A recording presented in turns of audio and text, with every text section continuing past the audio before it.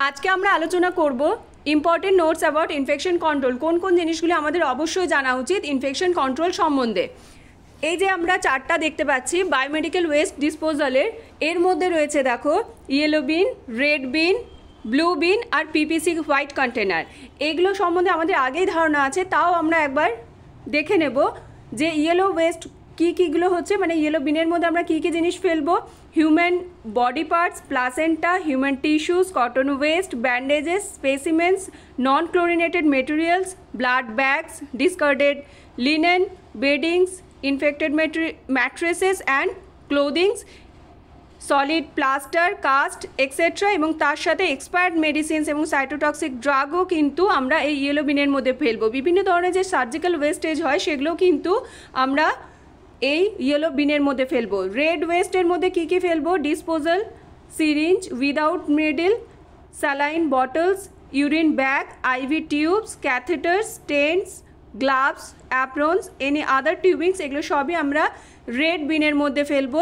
Yellow ওয়েস্টের মধ্যে কী কী হচ্ছে, মানে ইয়েলো বিনের মধ্যে আমরা কী কী ফেলবো সেগুলি হলো broken discarded glass, vials and ampoules, glass bottles excluding cytotoxic wastage. এছাড়াও আমরা মেটালিক যদি কোনো বডি ইমপ্ল্যান্ট থাকে, গ্লাসওয়্যার থাকে, সেগুলো কিন্তু আমরা এই ব্লু ওয়েস্টের মধ্যে, ব্লু বিনের মধ্যেই ফেলবো। হোয়াইট পিপিসির মধ্যে নিডলস আফটার বার্নিং, যদিও আমরা এইটা হচ্ছে পুরনো, যেহেতু ইউজ করা হতো আমাদের বার্ন করে, কিন্তু এখন বলা হচ্ছে এয়ার পলিউটেড যাতে না হয় তার জন্য এই বার্নিংটা করতে বারণ করা হচ্ছে। ব্লেডস, এগুলো হচ্ছে কি আমরা পিপিসি কন্টেনারের মধ্যে, scalpel, Lancet, discarded and contaminated যে মেটালিক সার্ফগুলো থাকছে সেগুলো কিন্তু আমরা সবই ফেলবো এই পিপিসি কন্টেনারের মধ্যে। এরপরে কিছু জিনিস মাথায় রাখতে হবে যে লিকুইড মেডিকেল ওয়েস্টেজ, মানে যেটাকে আমরা LMW বলে থাকি, সেই ডিসপোজালটা আমরা কেমনভাবে করব। এখানে কি বলছে? Avoid splashing, treat the used cleaning disinfected solution as LMW or liquid medical waste. Pour liquid medical waste down a sink or drain or flashable toilet or bury in a pit. Next, rinse sink, drain, toilet with water after pouring LMW. Pour used disinfected solution in sink, drain or toilet after each use and after recommended period.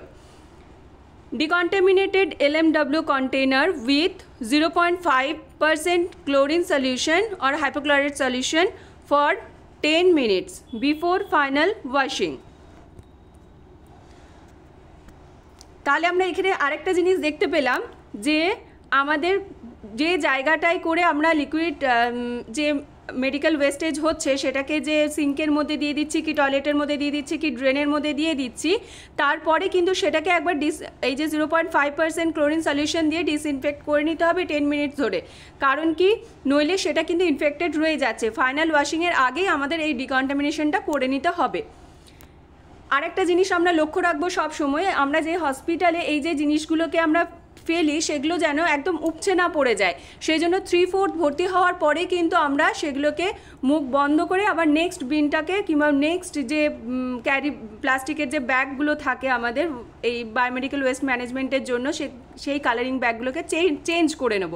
3/4 ভর্তি হলেই কিন্তু change করে নেব যেন উপচে পড়ে না যায়, এবং সেগুলো পরে আমাদের এইরকম ব্যবস্থা করতে হবে যাতে একই কালার কোডের যেহেতু থাকে সেহেতু এই একই কালারগুলোকে একই জায়গায় ফেলতে হবে। এইরকম ধরনের আমাদের এই রুলসগুলো মেনে চলতে হবে। নেক্সট দেখো, আরেকটা জিনিস আমাদের মাথায় রাখতে হবে, যখন আমরা ক্যারি করে অন্য জায়গায় নিয়ে যাব তখনও যেন সেইগুলোকে উপচে যেন পড়ে না যায়, সেই জায়গাটা লক্ষ্য করতে হবে। মুখটা যেন ভালো করে টাই আপ করে বন্ধ করা থাকে। নেক্সট দেখো, প্রসেসিং অফ ইনস্ট্রুমেন্ট ডিকন্টামিনেশন, সেখানে আমরা কী কী করবো? 0.5% সোডিয়াম হাইপোক্লোরাইট সলিউশন ফুলি ইমার্জ, মানে সোডিয়াম হাইপোক্লোরাইট সলিউশনের মধ্যে 0.5% সোডিয়াম হাইপোক্লোরাইট সলিউশনের মধ্যে একদম সম্পূর্ণভাবে ডুবে থাকে, এইটা আমাদের দেখে নিতে হবে। নেক্সট হচ্ছে ওয়াশ ইন প্লেন ওয়াটার, তারপরে প্লেন ওয়াটারে ওয়াশ করতে হবে। নেক্সট ডিটারজেন্ট ওয়াটারে ওয়াশ করতে হবে এবং দেখে নিতে হবে যে সেই ইনস্ট্রুমেন্টগুলোর যে ক্ল্যাচ লকটা থাকছে সেটা যেন ভালোভাবে ব্রাশ দিয়ে ক্লিন করা হয়। তারপরে নেক্সট কি করতে হবে যে প্লেন ওয়াটারে আবার হচ্ছে ওয়াশ করে নিতে হবে।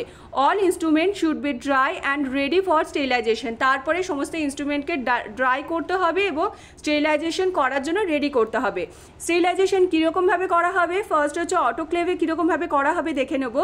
আইটেমগুলো কি কি রয়েছে, গ্লাস, রাবার, গজ অ্যান্ড লিনেন ইনস্ট্রুমেন্ট। গ্লাস কীরকমভাবে করব, 121 থেকে 125 ডিগ্রি সেন্টিগ্রেড টেম্পারেচারের মধ্যে 15 to 20 পাউন্ড প্রেশারে 3 to 5 মিনিটস রাখলে পর অটোক্লেভের মধ্যে তবেই এটা স্টেরিলাইজ হবে। রাবার গুডসের ক্ষেত্রেও কিন্তু সেম। এবং গজ এবং লিনেনের ক্ষেত্রে কি হবে, 121 থেকে 125 ডিগ্রি সেন্টিগ্রেডে 15 থেকে 20 পাউন্ড এই প্রেশারের মধ্যে 30 থেকে 40 মিনিট রাখলে তবেই এটা অটোক্লেভের মধ্যে যদি রাখা হয় তবেই গজ এবং লিনেন স্টেরিলাইজ হবে। ইনস্ট্রুমেন্টের ক্ষেত্রেও কিন্তু সেম। নেক্সট যে প্রসেসটা সেটা হচ্ছে গ্লুটালডিহাইড। আমাদের একটা জিনিস মাথায় রাখতে হবে, আমরা অটোক্লেভ সাধারণত ব্লান্ট ইনস্ট্রুমেন্ট এবং গজ, লিনেন, রাবার গুডস, গ্লাস এগুলো করব, কিন্তু গ্লুটালডিহাইডে আমরা কোনগুলো মেনলি করি সেটা হচ্ছে যেটা শার্প ইনস্ট্রুমেন্ট। মনে রাখতে হবে গ্লুটালডিহাইড দুটো পার্সেন্টেজে পাওয়া যায়, সেটা হচ্ছে 2.45% আর একটা হচ্ছে 2%। 2.45%-এ যে গ্লুটালডিহাইড পাওয়া যায় সেটা 28 দিন ইউজ করা যায় এবং 2% গ্লুটালডিহাইড এটা কিন্তু 14 দিন ইউজ করা যায়। এরপরে এই যে গ্লুটালডিহাইড দিয়ে আমরা স্টেরিলাইজ করবে, এগুলোর প্রসেসটা কী কী, ইমার্জ আর্টিকেল, এই যে আর্টিকেলটা আমাদের গ্লুটালডিহাইডে স্টেরাইল করা হবে সেটাকে ইমার্জ করে রাখা হলো, ডুবিয়ে রাখা হলো এই গ্লুটালডিহাইডে এবং ওয়েট করতে হবে 10 আওয়ার্স ফর স্টেরিলাইজেশন। স্টেরিলাইজেশনের জন্য আমাদের 10 ঘন্টা ওয়েট করতে হবে এবং 20 থেকে 30 মিনিটস ফর ডিসইনফেকশন। যদি ডিসইনফেকশন করতে চাই তাহলে 20 থেকে 30 মিনিট এবং স্টেরিলাইজেশন করতে চাইলে 10 ঘন্টা। এরপরে কি করব, wash in boil cool water.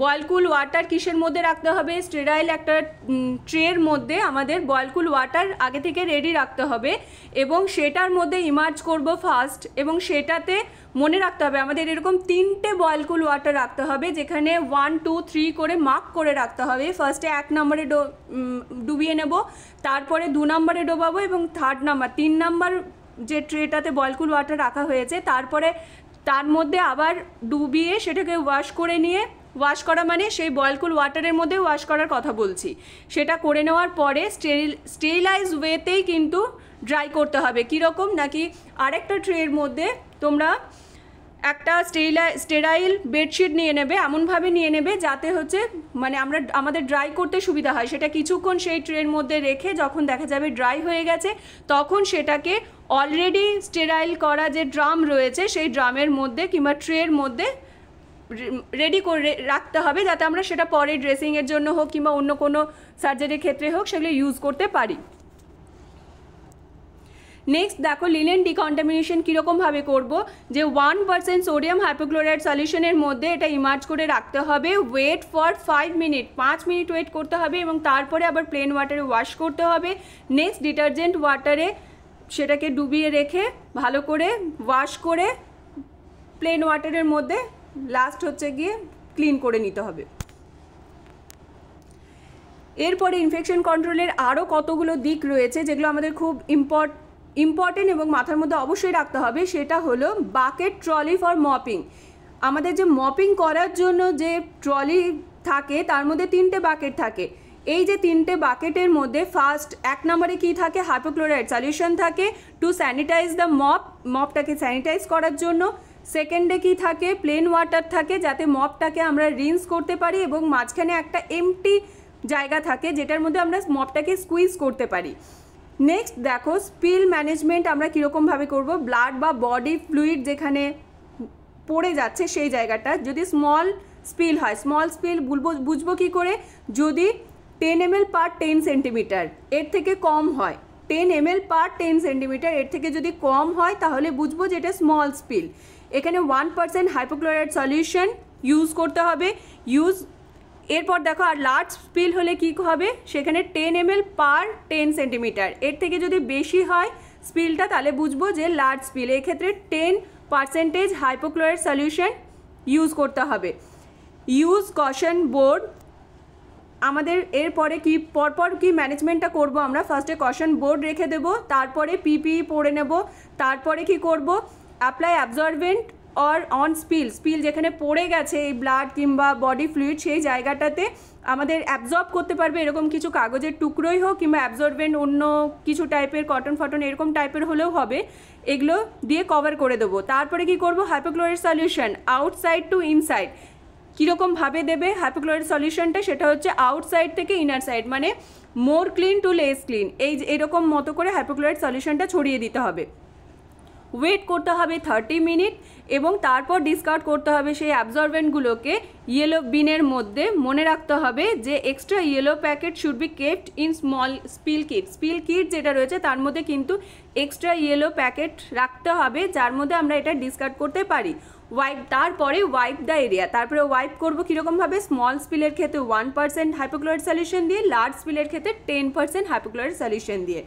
এরপরে স্পিল কিটের মধ্যে কী কী থাকবে সেটা আমরা একবার দেখে নিই। Caution board, PPE, hypochloride solution আর bleaching powder, yellow packet, tissue আর পেপার অ্যাবজর্ব করার জন্য, বেলচা বা কার্ডবোর্ড। নেক্সট দেখো সোডিয়াম হাইপোক্লোরাইড সলিউশন আমরা যে 0.5% ইউজ করি এবং 1% ইউজ করি, কোনটা কিসের ক্ষেত্রে ইউজ করব? 0.5% ইউজ করব ফ্লোর মপিং ইনস্ট্রুমেন্ট ডিকন্টামিনেশনের জন্য এবং 1% ইউজ করব কিসের জন্য? হোয়াইট পিপিসিতে রাখার জন্য, ডিকন্টামিনেশন অফ স্লাইড ল্যাবের মধ্যে যেটা ইউজ হয়, লিকুইড ওয়েস্ট ডিকন্টামিনেশনের জন্য, স্মল স্পিল ম্যানেজমেন্টের জন্য, লিনেন ডিকন্টামিনেশনের জন্য। স্পেসিফিকভাবে তাহলে এই জায়গাটা কিন্তু মনে রাখবে 1%-এর ক্ষেত্রে white PPC, decontamination of slide in lab, liquid waste decontamination, small spill management, linen decontamination, এগুলোর ক্ষেত্রে 1% সোডিয়াম হাইপোক্লোরাইড সলিউশন ইউজ করা হয়। Use of 10% sodium hypochloride solution, এটা হচ্ছে লার্জ স্পিল ম্যানেজমেন্টের জন্য ইউজ করা হয়। ব্লিচিং পাউডার এখানে 300 গ্রাম প্লাস 1 লিটার ওয়াটার, এটা মিক্সড করলে তবেই 10% সোডিয়াম হাইপোক্লোরাইড সলিউশন তৈরি হবে। ফর্মুলাটা মাথায় রাখবে আরেকবার, D/H/Q, D for desirable solution, H for household supply, Q for quantity in ml, A for amount of solution from household supply. 1% preparation করার জন্য কি করতে হবে? দেখো তোমার কাছে ডিজায়ার্ড সলিউশন হবে হচ্ছে 1, সেজন্য 1 ওপরে লিখেছে, আর 5 কোনটা? এটা হাউসহোল্ড সাপ্লাই রয়েছে 5%, সেই জন্য 5 নিচে। আর তার সাথে আমার কোয়ান্টিটি কত দরকার? 1 লিটার করব, সেজন্য 1000 লিখেছি, ml এ লিখতে হবে এটাকে, সেজন্য 1000 ইজুকাল টু কত হচ্ছে 200 ml। তাহলে ওয়ার্ডে 5%-এর জার থেকে 200 ml সলিউশন নেব এবং তার সাথে 800 ml জল নিলে তবেই 1000 ml বা 1 লিটারের সলিউশন রেডি হবে। এটার কত পার্সেন্টেজটা? সেটা হচ্ছে 1% প্রিপারেশন এরকমভাবে তৈরি হলো, 1% সোডিয়াম হাইপোক্লোরাইড সলিউশন এরকমভাবে প্রিপেয়ার হলো। এরপরে 0.5% প্রিপারেশন করার জন্য 0.5 মানে এটা হচ্ছে আমার ডিজায়ার্ড, সেজন্য 0.5টা ওপরে, 5% আমার কাছে হাউসহোল্ড সাপ্লাই রয়েছে সেজন্য নিচে 5, এবং তার সাথে দেখো 1 লিটারের তৈরি করব তাই 1000 ml, 1000 লিখেছি আমরা এখানে ইন্টু 1000 ইজুকাল টু, এটা দেখো গুণ করে পাচ্ছি আমরা 100 ml।